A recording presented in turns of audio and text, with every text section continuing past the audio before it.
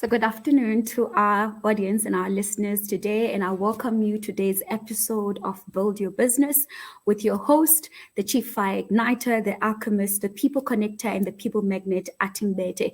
I welcome you today once more to today's episode, and I'm not here alone. I'm with an exciting, great, and sensational guest of mine who also happens to be my accountant and my financial expert, if I can say, Mr. Moneymaker, Lazarus Kaseke. You're welcome, sir, this afternoon. Thank you so much, and thank you to your listeners. Great, awesome. So excited to have you in the audio. To have you in studio today and streaming in. And I can't wait for you to share some nuggets and your expertise from a financial perspective. And I definitely know that our listeners are going to be very enriched by the end of today's episode. So just to give a highlight and an intro on our show today, the episode, it's going to be looking at the finances of your business. Any emergency or unexpected occurrence can have a negative impact on your business. And I think with COVID-19, the pandemic has demonstrated the need for businesses to adopt new ways of doing things, and also has pushed businesses to try and become more financially resilient. And by financial resilience, I mean that the ability to cope with income loss, financial setbacks, or unexpected events such as lockdown as a result of the pandemic. And I can say as well, as an SME and a scaling business as well, the pandemic had truly hit us. And because we're not properly financially prepared, we saw a lot of things having to close our offices, having to restart all over. And we are currently in the rebuilding phase. And the reason that I have Lazarus here tonight, this afternoon, from Eva Financial Solutions, is to help all the entrepreneurs out there, whether you're small, whether you're scaling business or a big enterprise might be tuning in, how to ensure that you prepare your business for any future risks, any future challenges that might happen, because we never know. I think with the pandemic as well, we were never prepared. And it's important that we prepare our companies and our businesses and our finances more so for any future events. So welcome once more to our special guest, to Lazarus Kaseke, the MD, founder and MD of Eva Financial Solutions, chartered accountants and practices. Now I'm going to, before I go into your bio, Lazarus, do you want to do any shout out, any persons who might be listening in, maybe your clients who are tuning in today, any shout outs that you'd like to do? Yeah, sure. I have a few friends that are listening. I might not mention all of them, but special thanks to Agnes Nyoni. I know she's listening. She's always supporting me. Alec, I know is listening. Hi. And a special thanks as well to Dr. Nyara. I know she won't be able to listen now, but she's also a very good mentor of mine and a personal coach. Absolutely. Hi to the listeners and hi to the special guests, your special guests that are tuning in right now. I'm all for a tribe, people that cheer us. I'm very big on that. So a special greeting for me as well to you guys. Thank you so much for tuning in. Now, I'm quickly going to get into your bio so people understand who is in here in the studio today, so that they can get a full-on understanding before we get into the questions. So Lazarus is, as I've mentioned, founder and MD of Eva Financial Solutions, chartered accountants and practitioners based out in Cape Town, South Africa. He's an outsourced CFO, a strategic business advisor for small businesses and HR firms, including my business. He's a travel and booking agencies, SME mentor, virtual CEO. So location is not an issue wherever you're based. Wherever you are in the globe, it's not a barrier for him. He's a virtual CEO, virtual CFO, virtual finance manager, an accountant, a tax practitioner, an app integrator, which I'm going to come back to you, Lazarus, to explain that to me, what that is all about. And yeah, he's been running his business, as I've mentioned, from Cape Town, South Africa. And what he does is that he helps small businesses to save costs, to develop long-term solutions to the business challenges they face through strategic support, business consulting, business advice, and he is a small business mentor once more. So basically, in a nutshell, to summarize who he is, he helps self-employed people find new homes, independent contractors, to save on tax by helping them identify where they can legally pay little tax as much as possible. Welcome once more. So, for somebody who's tuning in for the first time, Lazarus, and seeing you for the first time, be on our audio or on our video on our Facebook Live, do you mind telling us about who Lazarus is, especially your childhood as well? Because I think your childhood also shapes how you grow up and how you condition your mind beyond and above the bio that I've given. Yeah, Lazarus is a reader. I love reading. I love reading books, articles, and I love watching documentaries about life, about anything that I find interesting. I'm passionate about learning, and I always want to find out what other people are doing out there. Certainly. And I think it started from when I was a little kid because my father was a kind of a strict dad, and if you go to church, he wanted you to come back and tell him what you had. Love So I it. became a good listener from from that early age, and he would want you to tell him about these things, even though he knew you didn't even have any notebook when you went to church in the morning. And I also write articles to do about money, about businesses, about taxis, and articles that I find helpful to people. And I think from last month I started doing an investment series where I'm just every week on Friday I write about a few lessons for beginners investors, and the things that I'm also learning, sharing with them this journey. I'm doing this because I'm passionate about Yeah, changing and breaking the poverty and poverty mindset and cycle that most of us absolutely. grew up in. And I believe that it starts with me, it starts with the person next to me, and if we can share this information with everyone around us, then everyone will probably eventually break away from poverty. I also love soccer, by the way. I watch a lot of soccer, but now I don't watch as much. I only watch maybe when there's a big game, one or two that I Yeah. can find. And every Wednesday, I'm also a DJ, by the way, on Oh, some Christian wow. radio station. We also talk about business and money Okay. and things to do like that. Yeah, so that's me. Well, there isn't much interesting from my childhood, I would say, but I think um, what I would add is that the love for accounting started when I was about grade 7. Right, when growing up, I wanted to be a lawyer or a secret agent or something like that. Until one day I found an accounting book and I just found it fascinating, and everything just changed from then.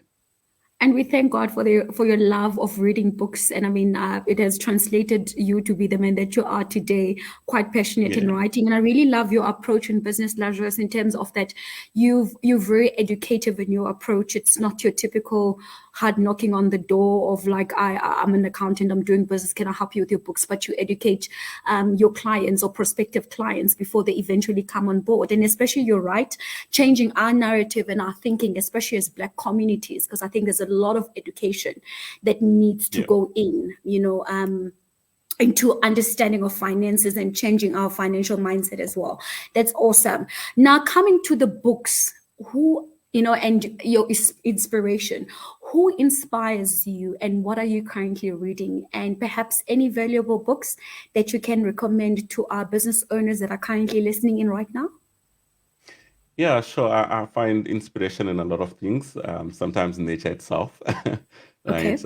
In the morning, I just went out to feed some birds, and that inspires me. It just gives me a little bit of life. But to people that inspire me, I would like to think of Elon Musk as someone who inspires me, and I just recently Yeah. caught my attention Yeah. because of the things that he's doing. I love his passion, his drive, and his work ethic. I mean, the guy Yes. works. He works hectically, and well, I wouldn't want anyone to work like him, but I mean, he inspires you. And what inspires me about him is his desire to change the world. Absolutely. And I find some, I resonate with some of his work, and the desire to change the world. I want to change people and transition Mm. people from poverty, and I see us, kind of in the same world. I haven't started reading another book. I finished reading a book last week. It was called "How to Make Your First Million." That is written by Warren Ingram. I think Okay. most of you guys will know him. I think he's mostly on Yes. the Cape Radio. I think.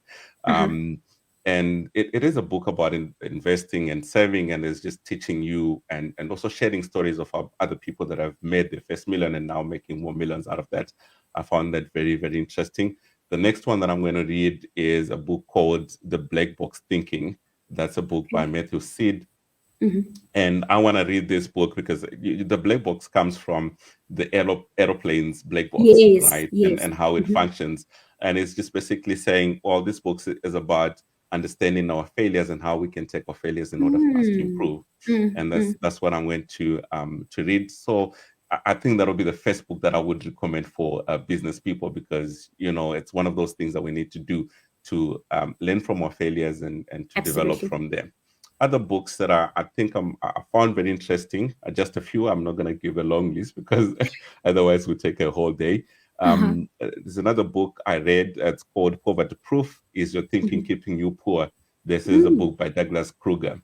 Mm-hmm. And this book helped me change my personal money beliefs. As you're growing up, you have these Yes. money beliefs like Yes. money doesn't grow on trees, but it actually does, right? Yeah. Because it's printed on paper. But it helped me change my money beliefs and things that I've implemented. Some of the things that I've implemented in my life, I Yeah. learned from that book. There is another one called The Power of Focus.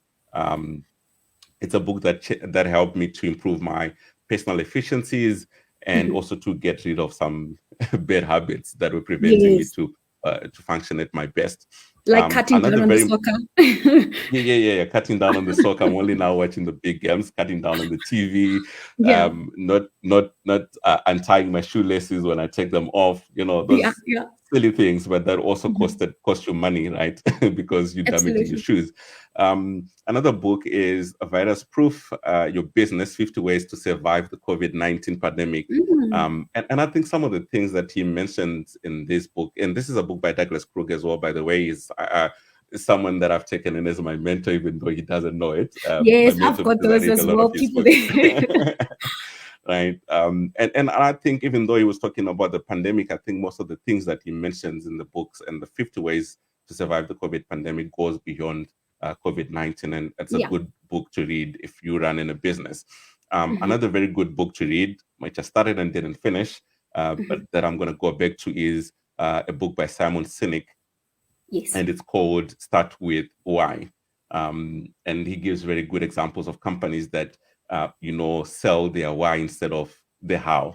Right? Companies like Apple, for Mm. example. Because Mm-hmm. people don't buy what we do, but they buy why we do things. Whereas us as business people, we Mm. want to, when we market what we do and not why we do those things. And Why do sometimes I? people don't, um, resonate with that. So those are the books that I think I would recommend. I think the last one that I would recommend is The Consultant Next Door. That is a book by Taylor Welsh. Okay. It's a book that helps those that are especially in the consulting industry. Mm-hmm. And that book is going to help you and give you ideas on how to make money as a consultant. Lots of Okay. money, by the way.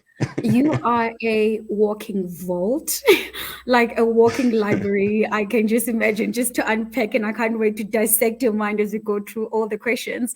And Yeah. you are secretly inspiring people, because I watch you. You actually posted the other book, some nuggets that you picked up from the book about making your first million, and you said it's Yeah. so. You posted in your WhatsApp status, and I was like, I screenshotted that. I was like, I need to get that book, and you said that Mm. it's not easy to make your first million. It's Yes. always difficult to make the first million. But Yeah. then once you start making it, then it becomes much more easier. I really Yeah. love that. And I've certainly taken notes of the books that you've recommended.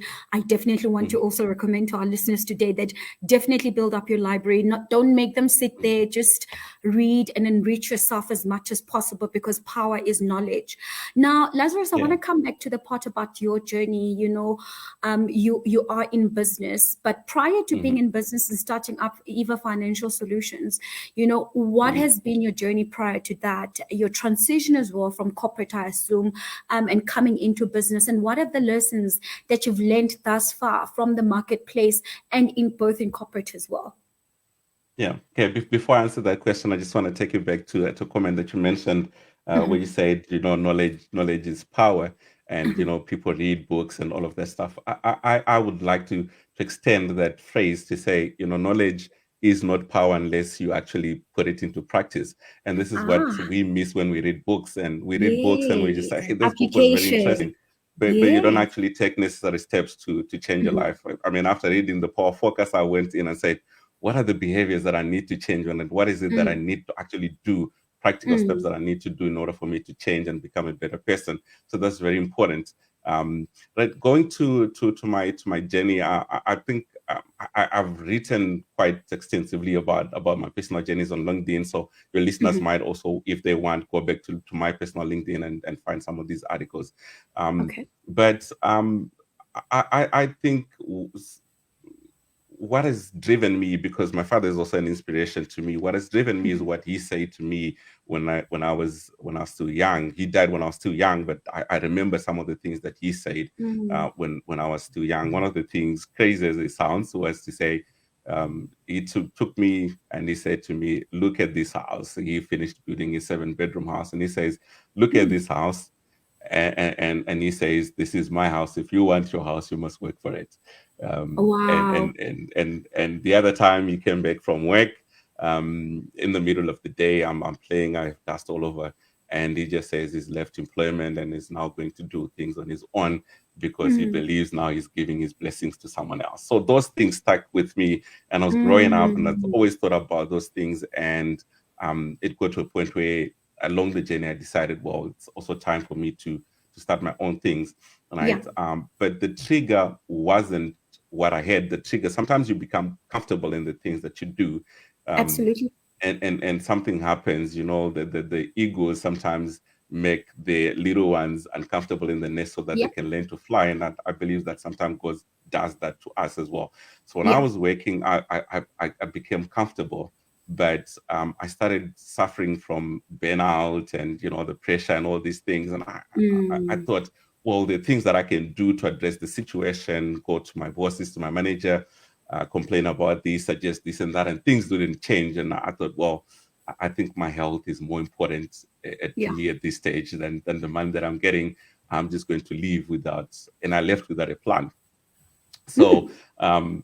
that's one of the lessons that I must share with people, that Uh-huh. you I don't want to encourage anyone to do this, but don't be in a comfort zone, because there's no growth in a comfort zone.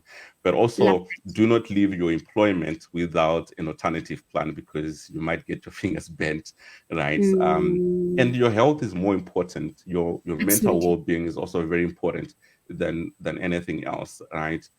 If you in a situation right now, try and plan as much as you can, and have sort of an emergency savings, something Yeah, that's going to carry you forward for at least 3 to 6 months, right? I yeah. didn't have that when I started, and yeah, things didn't didn't go very well. I can Fortunately, imagine.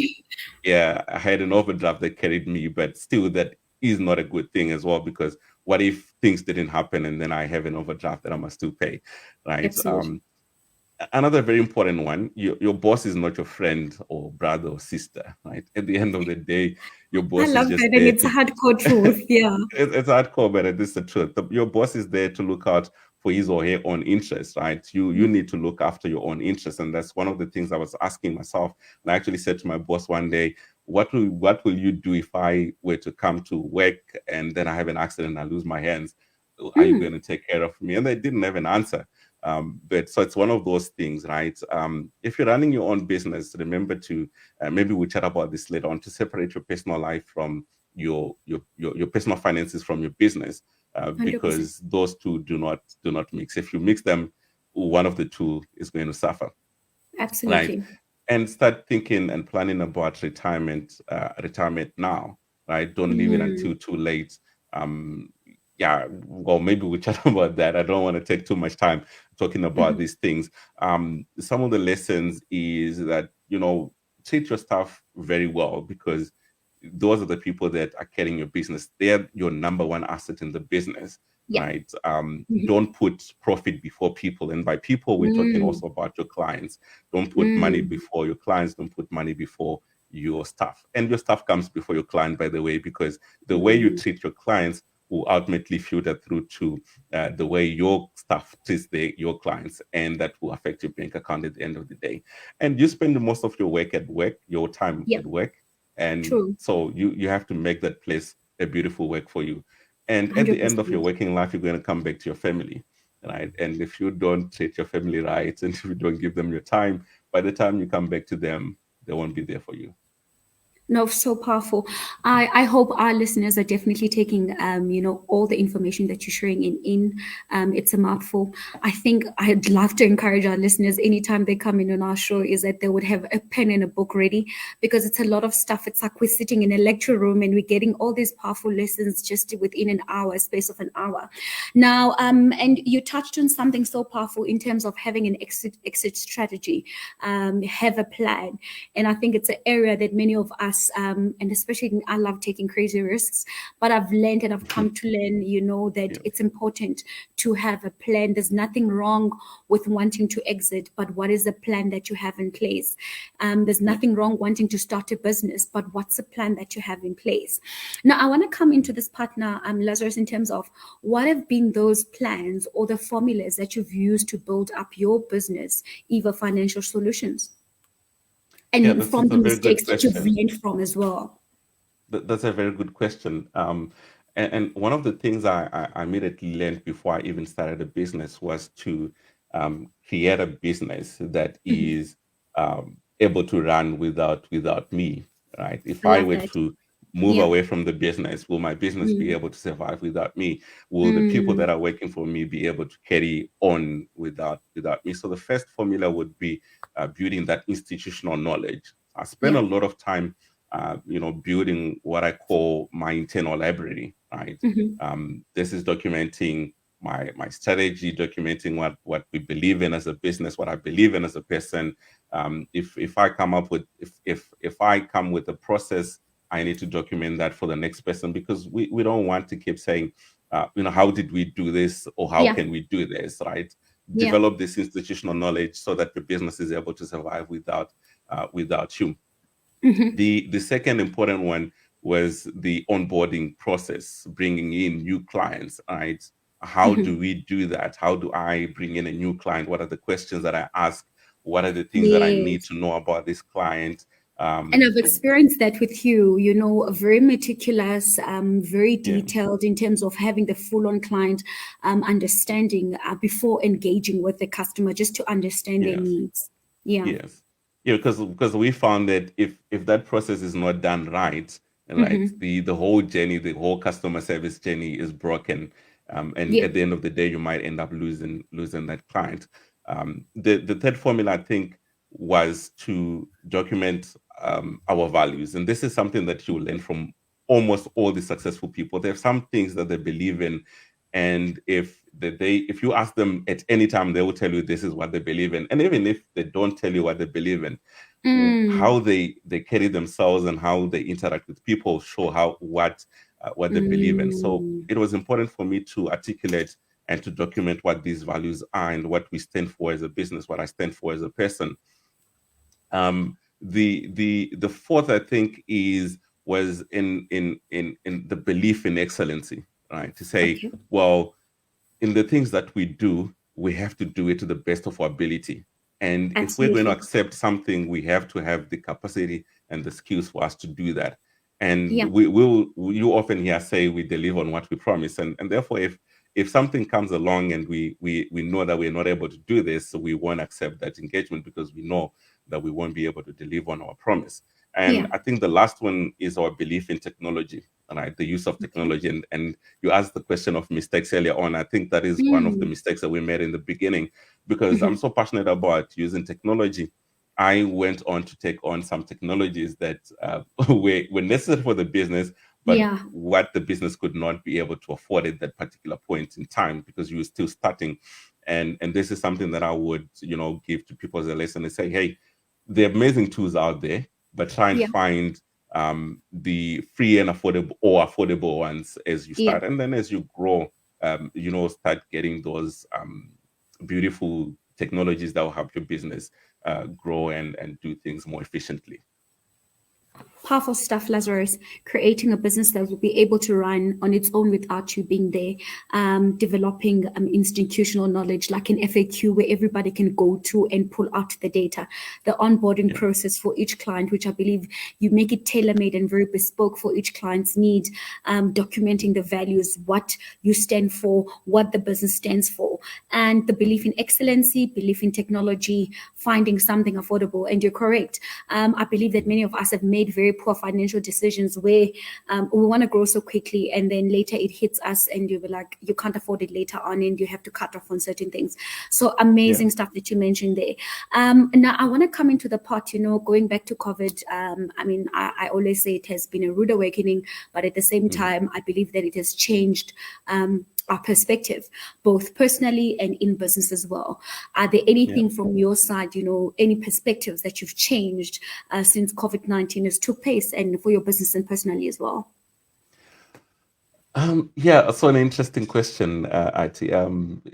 For me, nothing much changed, right? And I think if you are a business person or even just a normal person that is able to anticipate change and think about things before they happen, then you're not caught up in these storms and these surprises. 100%. So I think it was about 2015 or 2014 when I said to my work colleagues back then, I said, well, I think the future is going to be made up of people working from home, and we're going to have co-working spaces and things like that. And they were all laughing at me and they're like, that will never happen. So sort of like a prophet in the marketplace. And they were like, but I said, but these things are already happening in other countries. And I think it's a matter of time before these things come to us. And I requested back then to start working occasionally from home. Because I found that I was more productive at home than I was at office, and eventually. And is it because you were able to pick this up? Sorry to cut you, Lazarus. Is it because you were able to pick this up because you read a lot by studying the patterns and the trends in the markets? Is that how you were able? Correct. Okay. Yeah, I read a lot of news. I don't watch news because, well, if you go onto the television now and you say yourself, I want to watch news, you're going to leave your television heartbroken because they're reporting nonsense so much. They amplified, people are dying, this, and so on. So I read a lot and business articles, MoneyWeb, any business news. And so I started seeing these things happening and I was like, okay, these things are coming away and we need to be prepared. So by the time COVID came, I was already working from home and I was not resigned, by the way. And I was already working from home and I had all the necessary equipment. I saw people struggling to connect on Zoom and I was like, wow, what's happening? But I think one of the things that I found personally to be of a challenge was the cash reserve, which I didn't have. Now, because COVID happened, I left employment in June 2019 and from about December 2019 going to about March 2020, we're now in a period of COVID. And I'm still not having a decent, cash reserve. So I had got to a time where I had to go to the bank and ask for a sort of a payment holiday on my bond, which was not cool. And the banks will tell you that they will help you, but that is not the truth. The banks are there to look after the interest, and because you're saying to them, give me 3 months, grace period, they're actually making more money in that 3 months. You're coming out worse off. So I learned from that to say, well, I should always have something in my bond account that covers for at least 3 months. Right? If anything were to happen now, if we were to have another lockdown or another pandemic, I'm not worried because I know that reserve in my bond account is there. Right. Another thing is that you see now that the interest rates are starting to go up. Right. And some people bought houses because the interest rates were low, but some people are going now to take a huge knock because interest rates are going up. Even in the US, interest rates are going up. And this is also another reason why you should always put anything extra. My property mentor said to me, if you are working on the street and you found a 10 cent, pick it up and put it in your bond account because that's going to help you in the long run. And I think that's one of the biggest lessons that I learned. And another big lesson also coming from that book we mentioned earlier, How to Make Your First Million, is to say, if you are investing, try and have a portfolio of investment that is going to withstand all these things. And you will see now that the markets are crazy, things are all over the place. But if you're able to structure your investments in a way that will withstand these things, then you're in a better position. Also, if you're going to create a business that has multiple streams of income, that's going to help you, because maybe this stream of income is going to be affected by the COVID or whatever pandemic that will come, but another stream of income is going to be active. And you saw quite a few businesses went under because they had Yeah. one source of income and nothing else. But some businesses were able to carry on because they had other streams of income, or they were able to use the existing structures to create new streams of income. I think that would be my advice on that one. And now, talking of advisors, and you talk a lot in terms of financial advisors surviving financial crises and preparing, your cash and investments and stuff like that. These are part of the service offerings that you provide as a business, correct? Do you mind telling us more about Eva Financial Solutions, the history, and in detail the type of services that you provide? In case there might be anybody who's looking for, like, I need you, Lazarus, which investment do I go for? How do I create, those extra income streams as well? Yeah. So we're not financial advisors. So that part is not what we do. But we can always recommend people to the right people that will help them structure those investments and make the right decisions. But in terms of what we do, you put it well when you say we're a financial services firm, and we are an outsourced financial manager, and your a chief financial officer in a way. Yes. So we to anyone who doesn't understand finance, I say our duty as a business is to simplify finance and tax. Our whole purpose and why we exist is for us to give you as the business people a peace of mind, right? Simplifying the finance, getting the peace of mind that comes out of that, simplifying tax, and having to deal with SARS on your behalf to give you that peace of mind. And this is why we exist. So everything else comes after that. The bookkeeping comes after that. The business advisory comes after that. The most important thing is why we exist is to give our clients a peace of mind by simplifying finance, by simplifying tax. I love that, Lazarus, because it also means that if one is a creative or whatever they are, they're able to focus on the areas of their strength, and then they outsource to somebody who's an expert, or a business that's an expert in that particular area of field. And I think it's very catchy and very trendy when you call yourself, I love that word, virtual CFO, virtual CEO, virtual finance manager. I definitely love that. Imagine I'm pitching, I'm pitching to a client, and I've got my virtual CFO, CEO sitting in Cape Town. And imagine how difficult it was for me in June, July 2019 when I started. And it probably sounded crazy because now it makes sense. Yeah. And people were like, do you have an actual address? And so I'm like, no, I don't have an actual address because I'm online. And they were not interested in meeting with me or even hearing me out. And, especially and then COVID came, and then the calls started coming in. I'm like, oh, well, we were ahead of time. Absolutely love that. Definitely cutting edge. Definitely a change maker. Definitely an Elon Musk move. Because I mean, with Elon Musk, we didn't see him coming, and then boom, all of a sudden, here's this man from nowhere. No, you're definitely going places, Lazarus. Now, I mean, you talk about Money Web, reading a lot in articles. We're talking about, financial surpluses, cash cushioning, budgeting, forecasting. What have been the mistakes that you've seen, as Eva Financial Solutions, that you've seen that are being made by startup scaling businesses like us? What have been those horrible, and where you've had to come in and do damage control? What have been those mistakes? One of the biggest mistakes that business people make is the idea of that if I have an idea, I have to register a company. Yes. If I have an idea, if I think about doing something, I have to register a company. So people come to me and they say, how much do you charge for registering a company? And I say, I charge so much. And they're like, that's a lot of money. And I say, well, it's not a lot of money because you don't understand what is involved in the process. I don't want you to go and register a company before you actually understand what you're doing. So I want to sit down with you first and understand why you want to do it and advise you if possible. And then maybe you will make a decision from there and say, well, I'll go ahead with myself registering a company. Or you will say, well, actually, I didn't think about this properly, so I don't I don't need to go and reach the company. So that's the first mistake that people make, because then that first mistake will come to bite a lot of people, right? Because now you've registered a company and you realize, well, gosh, I would actually only had an idea and I'm not selling, I'm not doing anything. And now you're getting letters from SARS, you're getting letters from everywhere, people demanding payments, things happening. And you're like, but I didn't know I need to submit a tax return. I didn't know I need to do something with the CIPC. I didn't know I need to do this and that. But the first mistake was registering a company when you didn't have to. Right? The statistics say that about 50% of businesses fail within the first year. Right? Yeah. That's one of the reasons, because people just went on and registered a company and they didn't think about a lot of things. And before you know it, SARS is also throwing penalties and all these crazy things.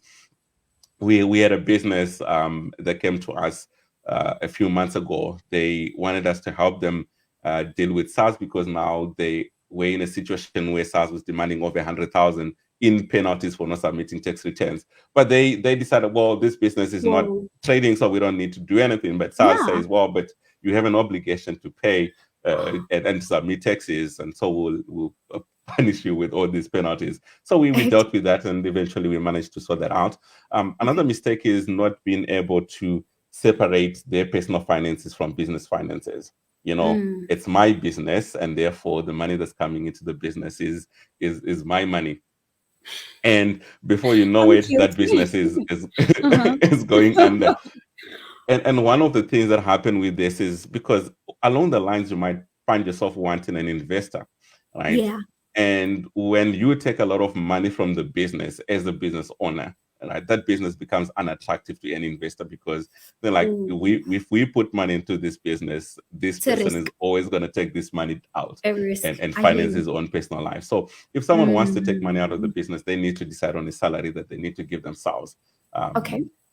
I think those are the biggest mistakes that we find. Another one is not being in a position to have a cash reserve, right? Something that will help you in a dry season when you don't have any income coming in, or something that will help you where, something of an emergency happens and you need to do something. I find that most business people don't have that cash reserve.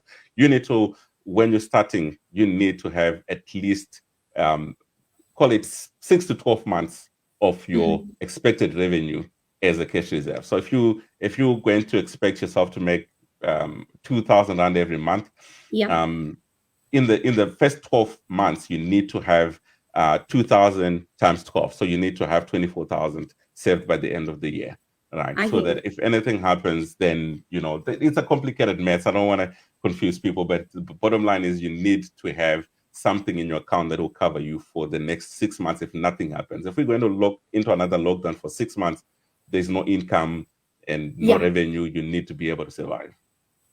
I'm covered. Yeah. Okay, so if you've just tuned in now and you're wondering why we're talking money, and perhaps you're looking for ways to simplify your finances or your taxes and wanting to have a financial peace of mind, we have Lazarus Kaseke in studio from Eva Financial Solutions, and who's been breaking and dissecting everything that comes to finance, projections, cash cushions, financial turbulences, and all of that. Now, I want to come to this segment, Lazarus. You've given us a lot of preventative measures. You talk about, keeping cash revenues, making sure why you're registering your business on time. Registering your business and putting yourself out there in SARS and becoming a target because you didn't know what exactly you were planning to do. Over, above, and beyond that, what's in the pipeline for you now, Lazarus? As you personally, in terms of you and your business as well. You talk of technology would make me very excited, because I know that we're moving into the fourth industrial revolution and looking for affordable or free sort of like methods that are out there. What's in the pipeline for you and your business as well from that perspective? Nothing much, apart from wanting to grow this business. And I think I have about 2 more ideas that I'm working on, and I have not gone and registered businesses for this, but it's ideas that I'm working on. And once I know what I need to do, and once I put everything in order, then I'll go with this. So the priorities for me in the next coming year or 2 is to grow this Eva Financial Solutions to greater heights, and also as a person to continue growing, spiritually and physically, and also pocket wise, right? I want to make my first million, and after that, I want to make the second one until I, get to that point where maybe I become an Elon Musk myself. I love that, the hairy audacious goal, and growing. And Yeah. you mentioned spirituality. Why is it important for you? As a business person and also as an individual, why is that core for you? As a Christian. Yeah, you read the writings of Paul, and he says, "I Mhm. pray that you prosper, even your soul prospers." So it's not Mm. just the physical. We normally just concentrate on the physical, and we Yeah, forget yeah. we forget the spiritual man. And it Mm. is the spiritual man that is prone to all these things, all these chaoses that are happening in the world.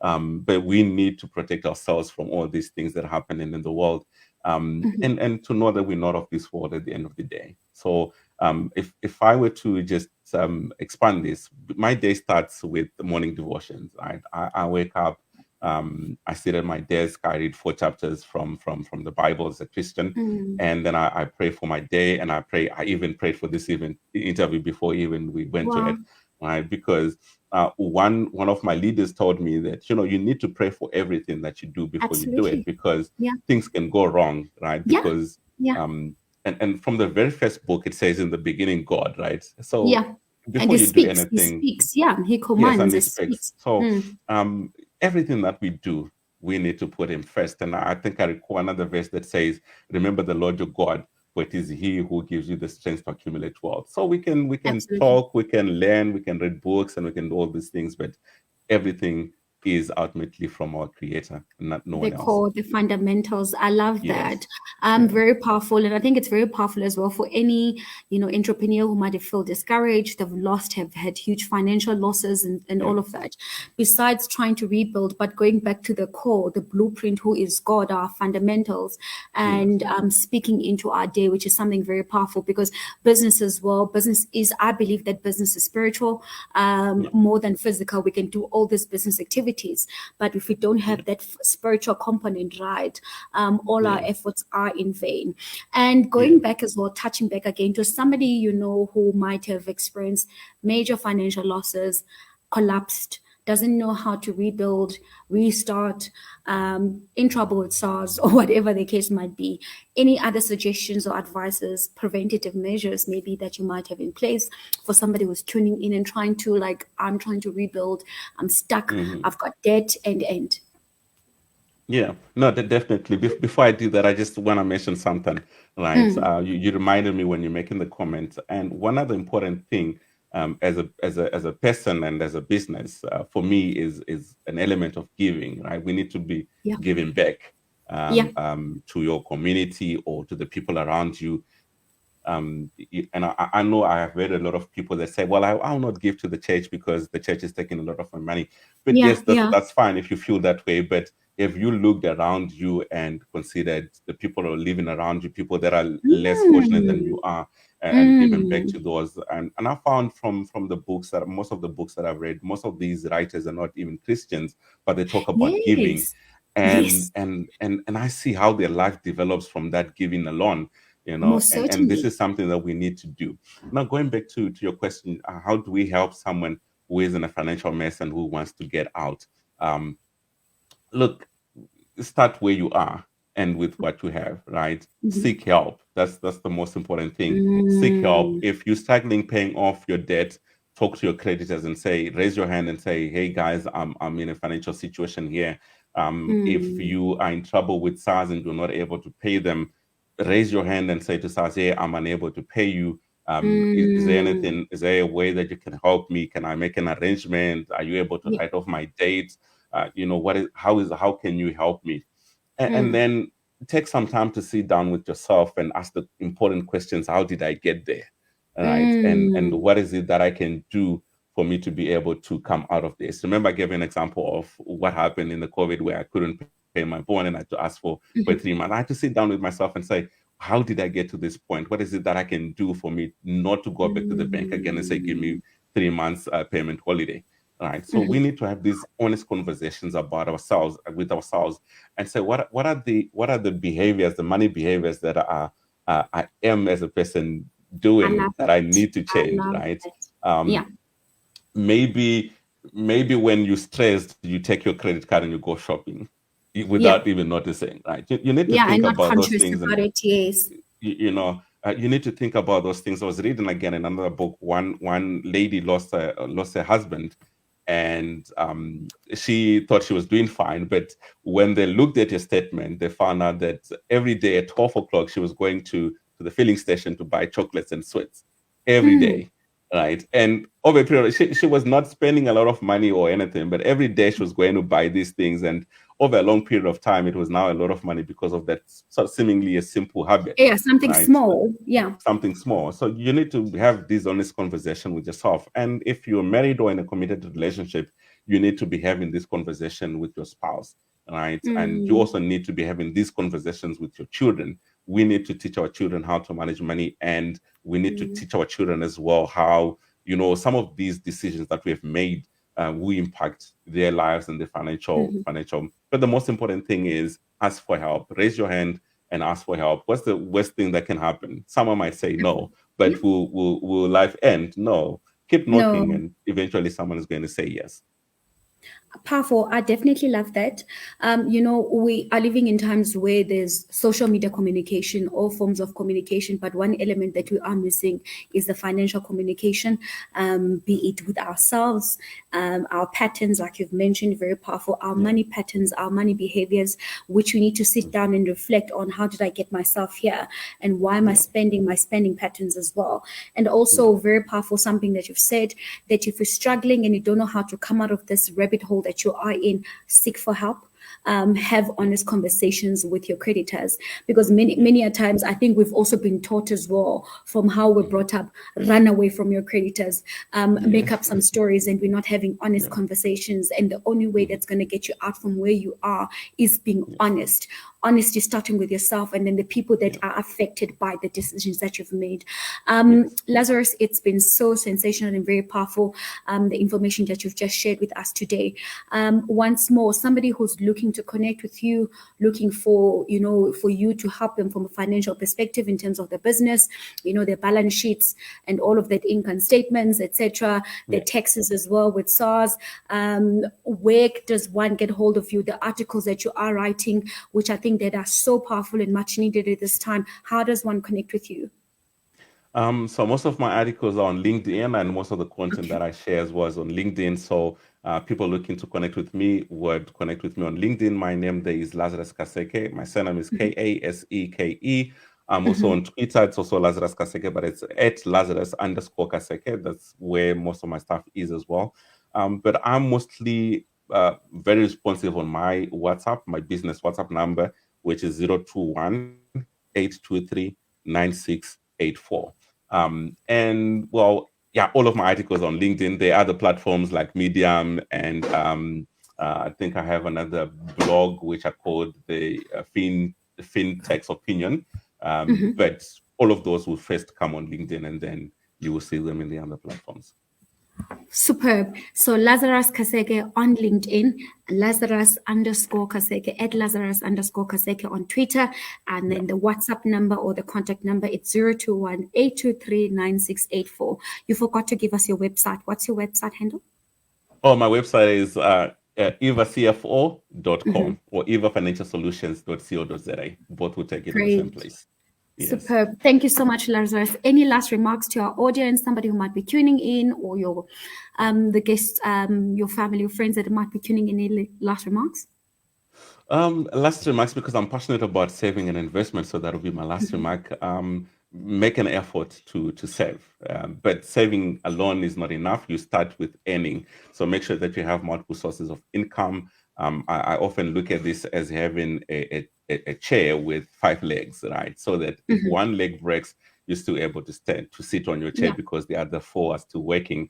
And after earning, save. After saving, invest, right? And you don't save what is left over. And you save first and then you spend what is left over. This is one thing that we make a mistake on. And you don't Rephrase cut off that. Don't save. Sorry, don't you save. you don't save what is left over. You spend Uh-huh. first. I mean, you Uh-huh. save first and then you spend what is left over, right? but Great. we want to spend and then we save. That's not how we Yes, do it's, it. it's like an afterthought. That's not how we No, do it. yeah. Yeah.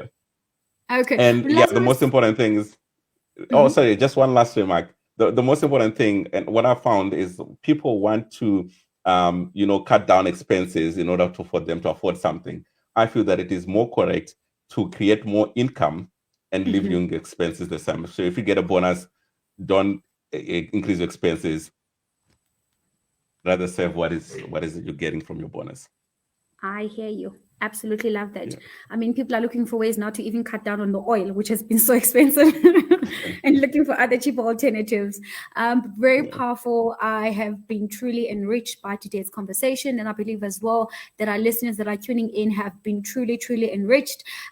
Once again, that's Lazarus Kaseke from Eva Financial Solutions, and they are available on their website. Details are on there. We will be posting his details as well. They are on our Facebook page on Agape FM, and we are also live as well on our Facebook page as well, and more details will be available on him on our website. Thank you so much, Lazarus. It has been such a great delight and a pleasure and honor to have you in studio. We have truly been financially empowered, and I believe as well that many people will be getting in touch with you to require more of your services. Thank you once more. Thank you so much for having me, and thank you for your listeners for listening. Okay, great. Have a blessed Thank you. afternoon. You have a Ciao. good one. Thank you so much.